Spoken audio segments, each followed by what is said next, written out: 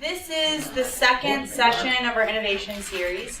We had our other one a couple weeks ago where Lily Liu, who was the CEO of Public Stuff, came in. And today what we're going to do is talk about the power of visuals and multimedia in getting your message across and communicating beyond just text and reports.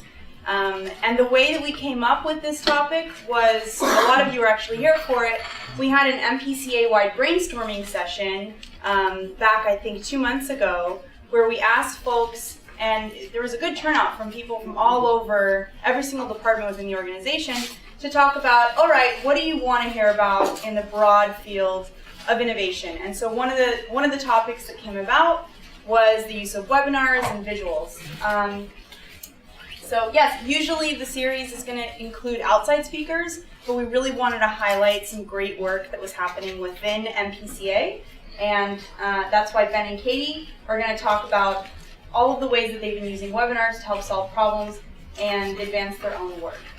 So before we get into anything, just a little housekeeping, since we're using a webinar, of course, today instead of Adobe Connect. Ben, can you walk us through how this is going to work for folks? Sure. Especially folks on the phone. All right, so you guys have a little control panel probably on the right side of your screen. Just want to focus on 3 buttons on that screen. First, at the top, you have the little red arrow. You click on that, that'll minimize your control panel so you can just see the PowerPoint presentation. 2 buttons below that, you see a raise hand. Please only use the raise hand button if you have a technical issue. And we have Sarah in the room. If you have a technical issue, she'll see that raised hand and she'll probably get one of our attention, and we'll try to resolve that as quickly as possible. And then if you have questions along the way and you'd rather type them in than talk to us, there's a chat box at the bottom. So please use the chat box at the bottom to enter questions during the presentation or during the Q&A session at the end.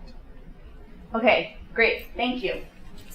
All right, so looking at the agenda, the first part, I'm going to talk a little bit about beyond reports, and what that means essentially is why is it important to use visuals and multimedia to communicate your message. So Amy Marquis was going to give this part, but we had a scheduling issue, so you guys have to deal with me now, so I'll do my best.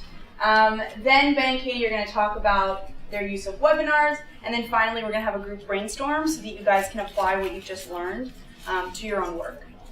So moving on, beyond reports. What do I mean by beyond reports? I don't mean stop writing reports, and I don't mean stop writing in general, but what I do mean is that you can use all of this amazing visual information and multimedia to enhance the written word.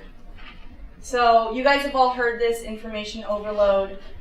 This is probably a key reason, if not the #1 reason why visuals and multimedia is so important right now in communicating your message. We live in an age where we're bombarded by information constantly, and it's caused our attention spans to become really thin. So take a look at this picture. Does anyone know where this is? This photo? Times Square. Times Square. The year? 43. 1907. That'd be really weird if you knew the year. 1907, and then this is that same area now. So you can see we're just bombarded by information wherever we go. Interesting fun fact related to this is that the average person now will consume as much information in a single day as a person in the Middle Ages would in their entire lifetime. And our brains haven't necessarily evolved where we can deal with all that info. So not only are we constantly being bombarded by all this information, but our attention spans are really divided too. We're constantly moving from one task to another and dealing with one piece of information to another. So the average person that works with a computer, so all of us, we either check our email or switch windows 37 times in 1 hour. So we really don't keep our attention for too long. So I'm gonna try to explain this using science with this really crude depiction of how information is processed in the brain to prove it to you guys. And again, a lot of this information may be like old news to you. I see some like communications people in the room where you're like, I know this, I learned this in grad school. But a lot of what I do every day, basically within my department, is convincing people of the power of visuals and convincing people of the power of using multimedia to communicate. So maybe these could be some good tools for you guys to use when you're trying to persuade others, either within the organization or out. So how did people used to consume information? This is what people were used to throughout evolution. We receive information, one piece of information at a time. And that goes to basically this processing center in our brain. And so we're able to sit with that information and let it absorb, right? But nowadays, we're hit with multiple pieces of information all at the same time, simultaneously. And what happens is that poor old processing center gets completely bombarded. And what we're do is our brain, this was this Oxford University study that I'm citing crudely, that said that our brain is actually being rewired so that we only look at the new information. And once there's a couple seconds that go by, we end up just moving on. So our brains are actually rewiring to only look at the new, and if something sits for too long, we move on. So the brain is very plastic. Oh, this was, okay. All right. See how that happens now. Ooh, science. All right, another reason why it's so important that we start communicating visually is that the audience is changing. So this brain rewiring is happening across all generations, baby boomers alike, but none more so than the millennials, who were the first generation, my generation, who were born into this really visual world and this really information-rich world. And now they make up the majority of, or the largest percentage of the workforce, right? And why is that important? Why does that matter? It matters because these are your coworkers. These are the people that you communicate with. You get your work done. If they're not getting you because you're throwing big, long reports on it, that's maybe one reason why. These are also our supporters. A lot of our Facebook supporters, a big base, are millennials and even younger populations. And then these are our future donors. These are the people that are going to be digging their hands in their pockets to give us money. And if we're not communicating with them now, then we're kind of out of luck, 10 years down the road. And this trend is only going to continue. It's not like this is a fluke or whatever. It's going to just continue. So what can we do about this problem, this information overload, this major distractions everywhere? Well, one of the things we can do is use visuals. And why do we use visuals? Because we are able to process them faster. And this is something that's innate in every single human being, whether you're a creative person or not. This is something that's just very human. Visuals are processed 60,000 times faster than text. So I'll prove that here. Which do you get first? You instantly knew it was a circle. Right. And then that text would take you a little bit. So in addition to being processed faster, visuals also have this really great characteristic where they're able to evoke an emotion. So everyone knows that. Everyone knows that visuals provoke an emotion. So if I was to say to you the word awe, or show you this photo, which one would create more of a visceral reaction? It's this photo. Yeah, that's the reason why our website and the redesign has started to, use photos more. That's something that we realized. And so that's something that we have to start tapping into. Because emotions are really powerful. You use the word emotion at work and you're like, okay, well, what does that matter? Emotions are a really key factor in how we process information and how we rationally make decisions. So what makes people vote, what makes people pass legislation in our favor is their emotion. That's why people do that at the core of it. It's not, it's because of emotion that people donate to us. It's because of emotion that people support us. And we have to tap into that in everything that we do in terms of how we communicate. So ask yourself, is this report that I'm sending out, is this going to really grab someone at the heartstrings? If it doesn't, there's something you could do to push that forward. So another reason why reports don't always work, big, long, wordy things, is that we live in an interaction era now. The whole one-way conversation or one-way monologue just isn't how people are learning. It's not how people are collaborating. So right now, people are learning and understanding based upon collaboration through social media. And again, that's not going to change. That's going to continue. You all know this. So what are we asking you to do? Asking you to just continue experimenting. MPCA has been doing this, but we can do it more. So we can still write the big, long reports. We can still do that. But we can complement it with maybe a video describing the report, like Catherine Moore is here. that we can post to our Facebook page. Maybe that's something we can do. Maybe we can have more live Facebook chats that are interactive, where we can, discuss findings or an opinion or whatever it is that we're working on with our stakeholders live. Or, I would love to see this, we could challenge ourselves to take a big report and boil it down into one infographic, right? Infographic, yes.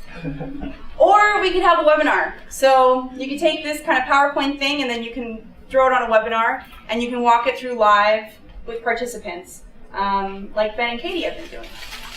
And so the only thing I'm asking for you guys, the only proposition, is just to continue to experiment, continue to use visuals and multimedia to enhance your communications so that you can increase the impact of your work, because that's really what it's all about. Okay, thank you. Now we're moving on to Ben and Katie, who are going to have a little bit more practical, less esoteric stuff for you to learn. So thanks, Liz. I think that everyone here in the room and hopefully everyone on the phone actually knows that NPCA has a travel program. It's called Parkscapes. We've been running it for like 20 years and we do a small group tours.